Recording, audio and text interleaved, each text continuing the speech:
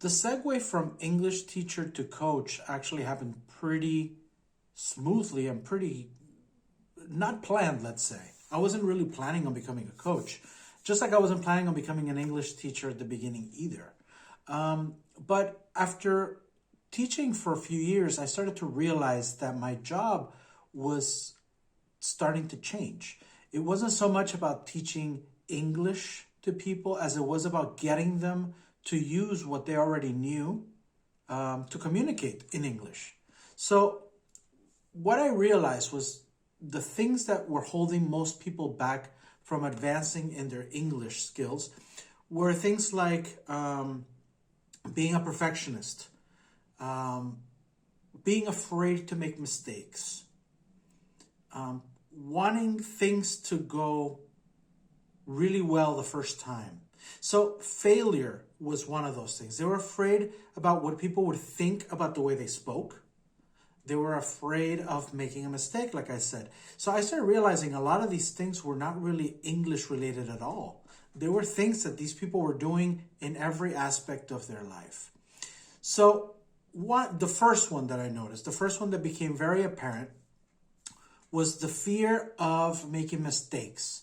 So what people would do, and this is what people do all the time, not just with languages, they overanalyze a situation because they want to make sure that whatever's going to come out is going to come out correctly. Now, what's the problem with that? That if you start overanalyzing what you're doing, and I'll give you the example of English students here, when they started overanalyzing what they were going to say just so they wouldn't make a mistake, what would happen is that they wouldn't speak. Somebody else would start talking and take over the conversation, and whatever they wanted to say got left behind. I saw this firsthand at a meeting.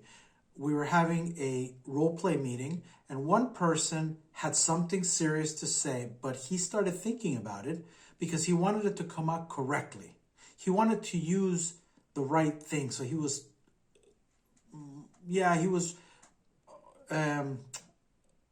thinking about what he wanted to say so it would come out as best as it could. But what happened is somebody else in the meeting interrupted, started talking, and took over. By the time he was ready to say what he wanted to say, we were on a completely different topic, and he was just out of time, let's say. I've seen it over and over with people where they start overanalyzing a situation and they don't get to say or do what they said they would do.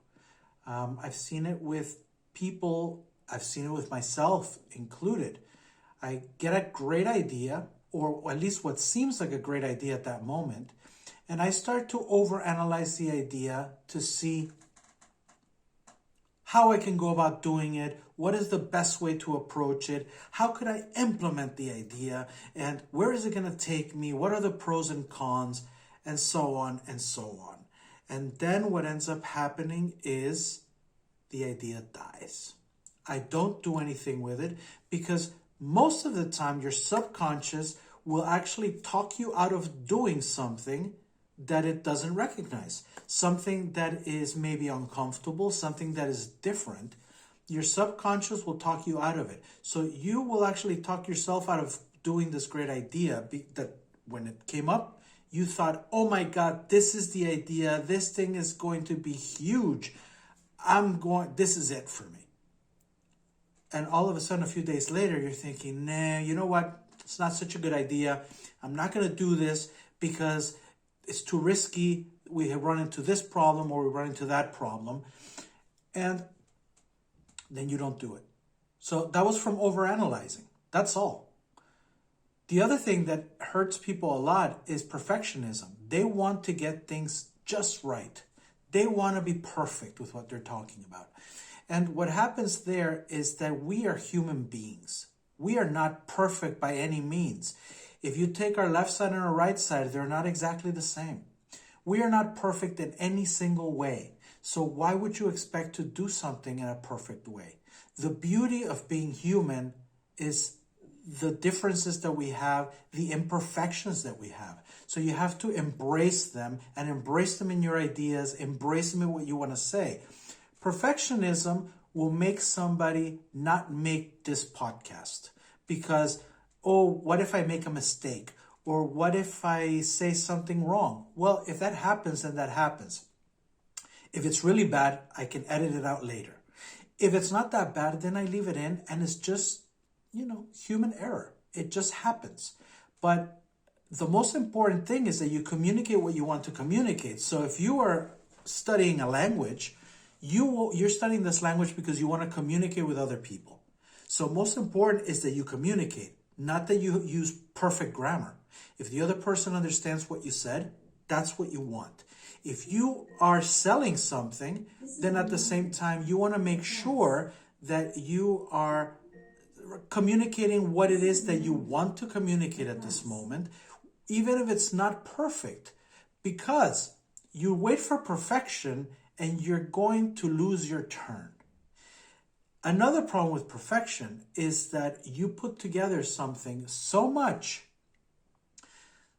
that it almost never grows. It's like it actually goes the other way. So this has happened to me in the studio with music. I wrote a song years ago and I loved the initial melody and the initial idea I had for this song. And I started working on the song and it was awesome. I loved it. And I said, oh, this would be good here. Oh, that would also be good here. Let me try that and let me try that. After fiddling with this thing for a month, I listened to it and it was garbage. It had lost all its magic. It had lost all its charm because I wanted it to be perfect and didn't realize that it was great the way it was initially. Instead of going with it and just doing what I had, I decided to try to make it perfect. And it killed the idea. It killed the whole thing. The humanity went out of it. It sounded like a science experiment. It was not music anymore. So the point is that perfectionism is not going to get you anywhere. Perfectionism is going to slow you down and possibly also, like overanalyzing, is going to get to the point where you throw the idea out because it's not good anymore. Again, both things are your own doing. You had a great idea that you threw away because you messed it up, not because it was a bad idea. That's why I'm very, very adamant about going with your instinct. I think if you feel that something is good from the get-go, then you have to trust yourself and you have to do it. And the worst thing that can happen is that it doesn't work out. And if it doesn't work out, oh well. Then you fix up a few things if you have to and try again. If it's a complete dud, then throw it out and come up with something else.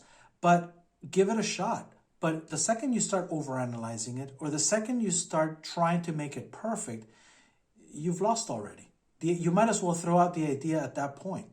So go with your instinct. Try things, because the more things you try, the better chances you have that something will stick. You stay on one thing for too long. This is time that you're wasting, time that you're taking away from other possible projects that could be happening for you right now that could definitely be much more beneficial for you in the long term. So those two things I see being the most prevalent. And, it took me seeing them in English students for me to realize that what I had to cover was more of a psychological thing than a grammar thing. And that's why I started coaching, because I realized that these weren't problems that only English students had. These were problems that a lot of people had. I had these problems in my own life, in my business, and even my personal life sometimes, where I overanalyze things too much, where I tried to make something perfect, where sometimes I was afraid of what other people would think if I did this wrong. And that's the other thing, the third thing that I was talking about at the beginning, which a lot of people hold themselves back to from doing the things that they should be doing because they're afraid of what other people are going to think.